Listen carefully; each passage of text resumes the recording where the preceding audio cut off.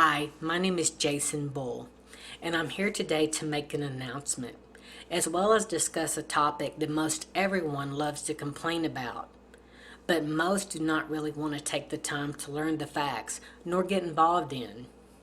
I want to thank you for taking the time to watch this video and just ask that you please watch it in its entirety.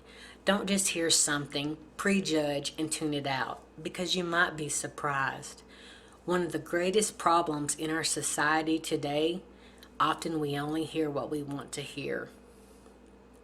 Whether you're Republican, Democrat, or a member of a third party, the supporters of these groups have something in common. They're unhappy with our government, and more especially Congress. They feel these representatives need term limits in place, and they need to realize Washington, D.C. is not a retirement community. Now, this is not an attack on seniors in any way. Some of them are quite capable of doing the job effectively. However, if you've been serving in Washington, D.C. since before the internet was developed, you can't honestly reflect the views and the beliefs of the region that elected you to serve to the best of your ability, because you've been spending most of your time now for decades in Washington. Many citizens feel our career politicians are out of touch with reality, because basically you are no longer living as a resident of the region that elected you to serve, but more or less you're living as a resident of Washington, D.C.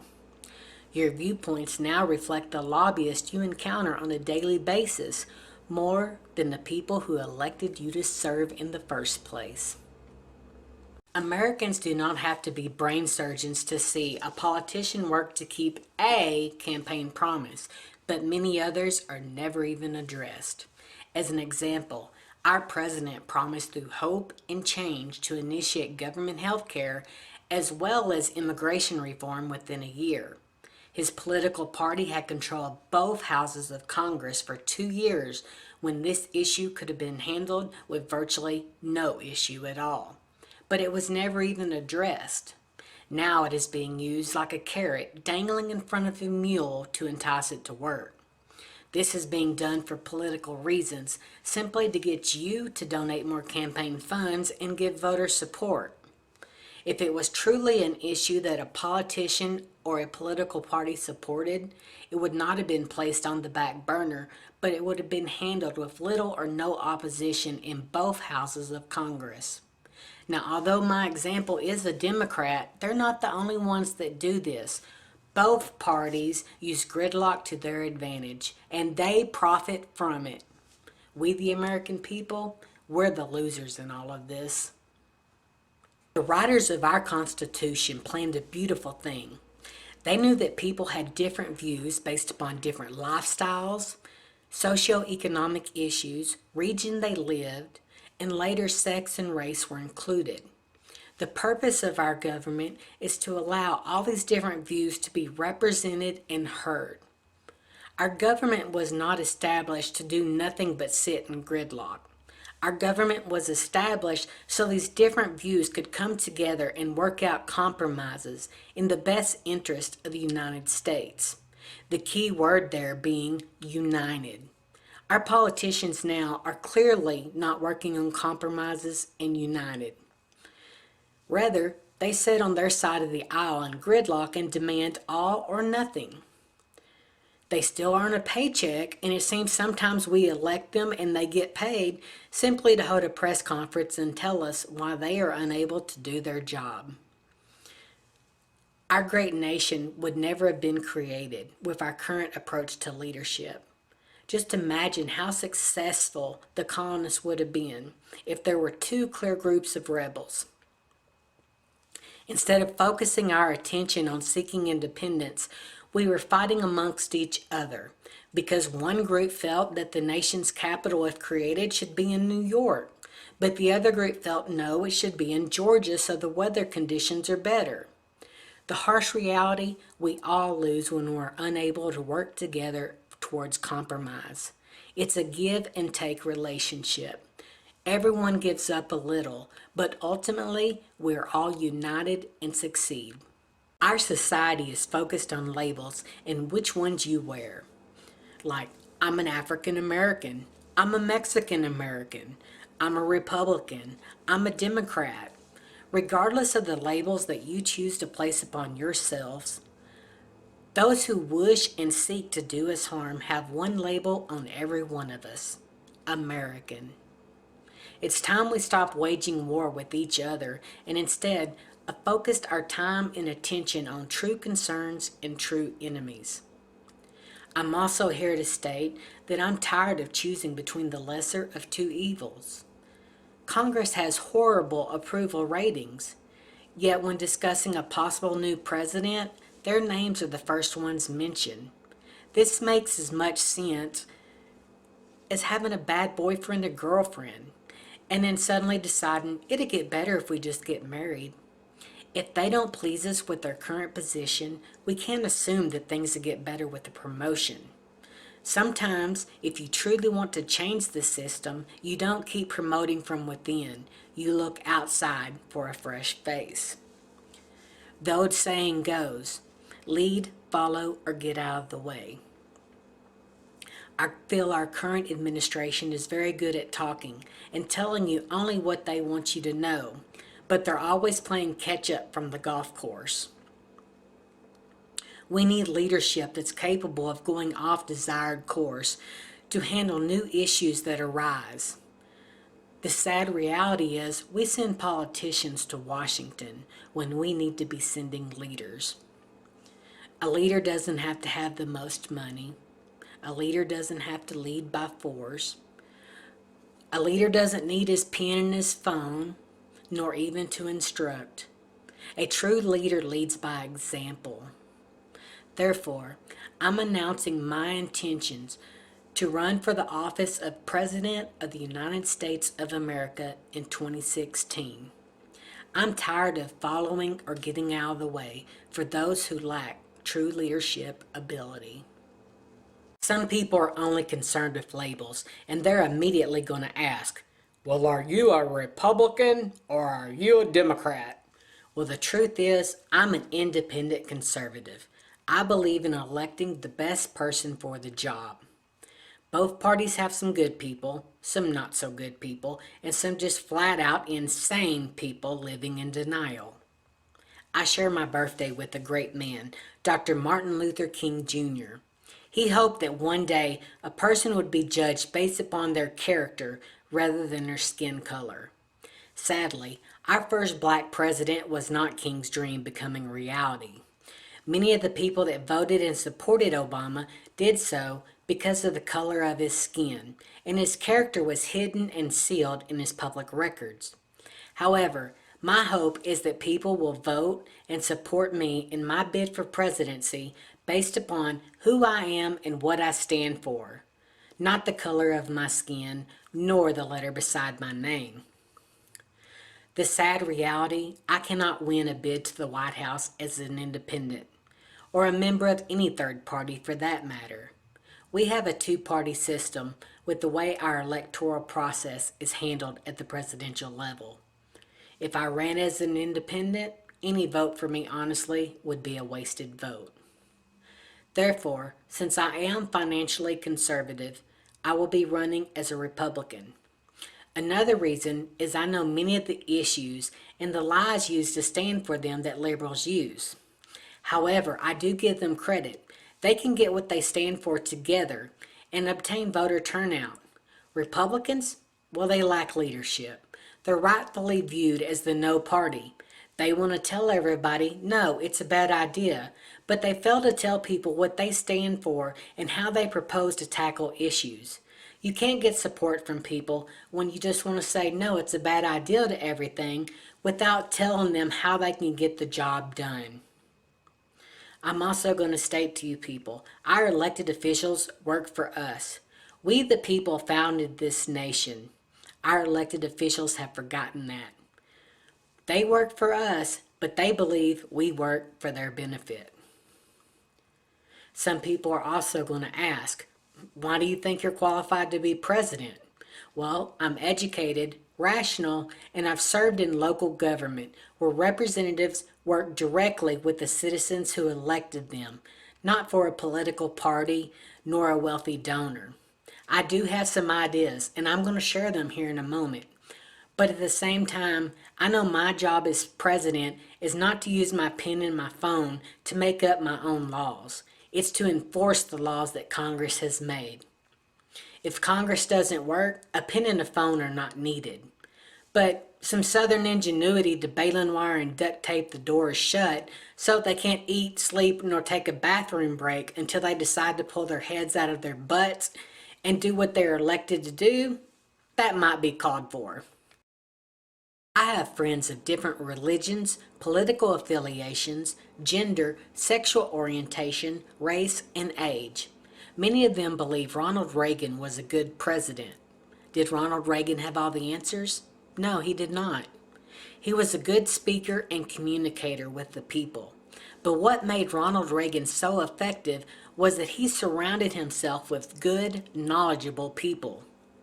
He didn't just appoint people to positions based upon large campaign donations nor the color of their skin.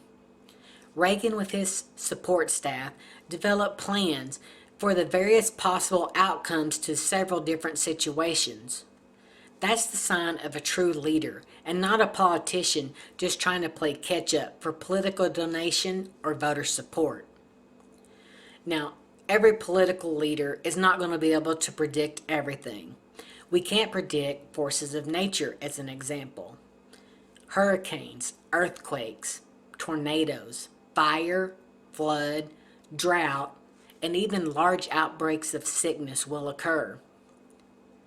We can develop plans to address these instances when they do arise, but we don't know which ones to plan for first or how much of our attention and money they're going to take up.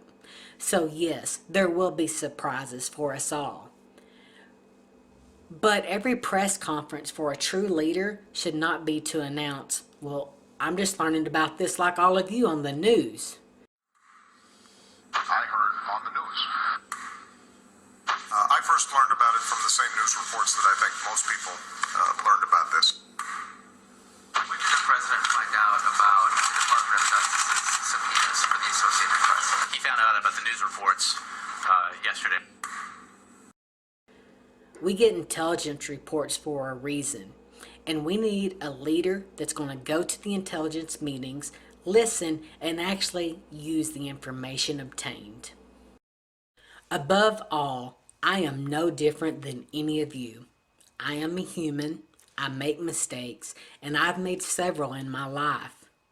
Unlike political leaders we've had recently, I can admit, I had an idea, it failed, but we are striving for success. I have the ability to admit I've made a mistake and work to overcome it. I'm not here to blame every failure on a political party, a certain media agency, or anyone else. I have to be responsible for my own actions, as well as hold those appointed to various positions responsible for their actions. We all want a pat on the back for success, and I do plan to work for success. But at the same time, we can't just hold a press conference and go spike the football in the Rose Garden simply because we learned a new end zone celebration without reaching the goal line. I know there are some things our elected officials cannot share due to national security. For instance, we can hold a press conference to announce our intentions to bomb terrorists on Friday. Not only does that message go out to the American public, but it also goes out to those same terrorists who simply decide not to show up to work on Friday. However, I'm not going to be the most transparently opaque leader either. You have a right to know what's going on, and I want you to have input. When issues do not concern security, I want you to have the answers. I have no intentions to mislead nor hide anything from you. There will be at times those unhappy with me or unhappy with what I've shared. But my job is not to make everybody happy all the time, because that is impossible. My job would be to do what is in the best interest of America and Americans. If elected president, I know constitutionally I cannot create law all by myself, but as leader, I can suggest ideas to correct issues. I would like to share some of those ideas now. I believe in leading by example. Therefore, if you elect me president, I'm asking to have my salary cut in half from the president's current salary. The other half, I don't want Congress to think, oh, we got more money to spend, but instead it applied directly towards our national debt. Our economy has forced the average person to take pay cuts and tighten purse strings.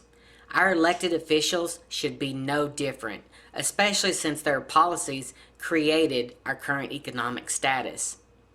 Our elected officials need to learn to live within their means. They actually have to look through the catalog and pick and choose rather than just hand over a credit card with no limit and say, give it all to me. We cannot keep borrowing money on our future because with that approach, we're guaranteed to eventually kill our future.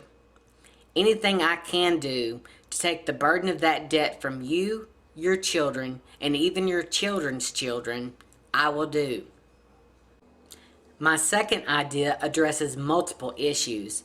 Many of the wealthy and the lobbyists in Washington are only there to seek tax exemptions. Therefore, many of the writers to our bills give these people the exemptions they bought from our elected officials. All this does is complicate the tax code and make it bigger. Well, those looking to save trees may love me, but those in Washington for their own personal gain may not. I want to take our current tax code and throw it out, and then replace it with a flat tax. For example, if we had a 10% flat tax, we could say 9 of it could be used by our government to plan their budget. The remaining 1% could be applied directly towards our national debt. Our government has to learn to live within its means like every American does. Therefore, we're not just going to keep borrowing money from our future, but instead have a balanced budget. The purse strings will be tighter for a while until we get out of debt. But we can't just keep increasing our debt with the belief that we're going to pay it tomorrow. Tomorrow only exists if we take the right actions today. With a flat tax, it does not matter if you are single, married, a man, a woman, what color you are, how much money you make, your sexual orientation, your religion, or even your political affiliation. For example, if we had a 10% flat tax, if you made $1,000 a month, you would pay in $100 a month to the government in taxes. During that same time period, if you made $1 million a month, you would pay in $100,000 in taxes. Using this method, the wealthy do pay more in taxes than the lower income class, but at the same time, they pay the same percentage rate, which is equal, fair, and not complicated at all. Taxes are taken out with every paycheck, and for those self-employed, they're due every quarter. Using this method, there are no tax refunds. Therefore, no identifications being stolen just for the purpose of submitting a false tax return to have our money sent out of the country to thieves in foreign lands. The only tax exemption I propose is for those 65 and older. The reason being, those 65 and older have paid in their fair share of taxes. These individuals also tend to have more health issues and costs associated with them. The cost of items and wages increases, but the sad reality is Social Security is based upon what a person is paid in. Many of these people wish to remain active and work, but they are limited on the amount of income they can make. Others depend upon family and friends to help them out with the increasing cost of items, thus, in a way, making them a financial burden on someone else. So I believe if a person is capable of working, wishes to remain active, and wants to try to help with their health, they should be allowed to without fear of messing up Social Security or paying in all their additional income in taxes. Flat tax rates should also be looked at for corporations. If we lowered our corporate tax rate from being the highest in the world, then we could actually keep more jobs and businesses here in the United States. Not allowing exemptions, Congress can actually focus on more pressing issues than having to be lobbied and petitioned by wealthy business owners seeking to get tax exemptions. We also can cut down on the corruption of politicians serving the almighty dollar out of greed rather than the people who elected them to serve.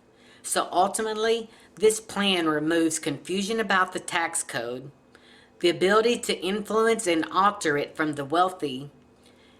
It sets a limit on the funds available to government, removes fraud with taxpayers' money being sent to foreign thieves, and is equal to all. So hopefully all Americans can support it. The next issue can be seen just looking at current events. Many people are concerned about Ebola and want air traffic blocked to keep it from coming into this nation. The sad reality with our open borders, an infected person would just fly to a nearby nation and simply walk across our borders in hopes of being treated with Western medicine while exposing Americans in the process. There's virtually no limits to the average person when fearing for their life. People on both sides of the aisle were upset that a man scaled the White House fence armed with a weapon and made it into the White House, as this posed a threat for the president. However, why do we expect to have secure borders around this one building when we do not impose them on this nation?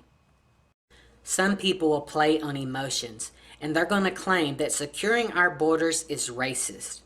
Well, the truth of the matter is, we are a nation made up of immigrants, and immigrants will continue to come. However, we have to make sure that they come here legally and follow protocols.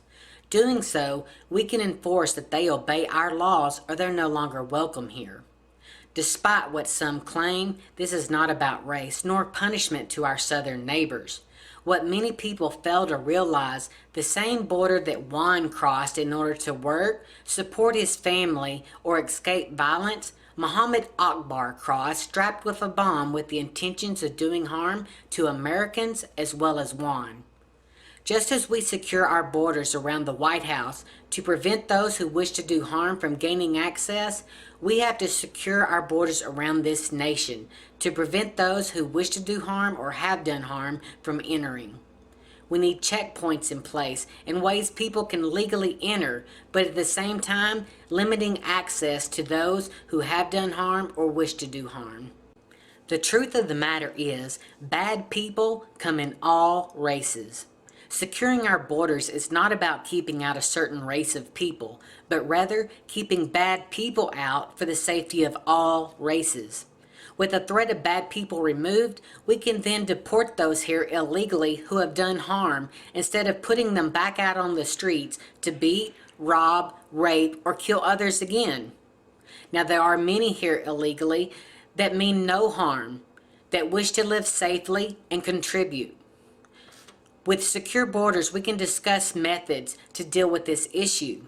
However, with our borders unsecure, we are risking the lives of both those here legally and illegally from those who only seek to do harm or terrorize. If elected president, I could care less what your nationality is. But my job is to keep you safe while here, regardless of your nationality. Another plan I would like to suggest is to cut spending and foreign threats, simply by cutting foreign aid to nations that do not view men and women as equals, as well as promote religious freedom. We need to stop funding nations that only view women as mindless, speechless, uneducated sex slaves, as well as imprisons or kills anyone that does not subscribe to a government-appointed religion. It's only a matter of time before these same people look outside their nation to imprison or kill others because of their beliefs. Many of these nations are the very nations that support terrorists and use the money we give them to plot to do harm to us simply because we have different beliefs. I'm all for helping people out in charity, but at the same time, you cannot show acts of humanity to those who fail to respect humans. We do have different sexes, races, and beliefs, but we're all human beings and have to respect that, or we do not deserve humanitarian aid. No one would volunteer to pay for their own execution, but that's exactly what we are doing when we give money to those who want to do harm or kill women, various religious groups, and anyone they are not directly aligned with, such as Western society. By cutting this spending, we have more money to go towards other projects or even eliminating our national debt. So while some people decide will I or won't I run for public office, I'm here to state that I want to be your president in 2016 and lead this great nation. I want to unite the people and work across party lines towards compromise in the best interest of America. I want to eliminate confusion and corruption while promoting financial fairness for all. I want to promote safety and security for all Americans and stop funding those who wish to do us harm nor respect the rights of all humans. I also believe in people and feel many times our government needs to get out of the way and allow the people of this great nation to be heard and work towards bettering us all. So I ask you for your support. It is time we elected someone from we the people and not a career politician that believes we work for their benefit. I want to thank you for watching this video. With your support, we the people can take back our nation. Oh, and I don't want to forget the stereotypical ending politicians use. Therefore, I am Jason Bull, and Barack Obama, Harry Reid, nor Nancy Pelosi approve of this message. But difference at this point does it make?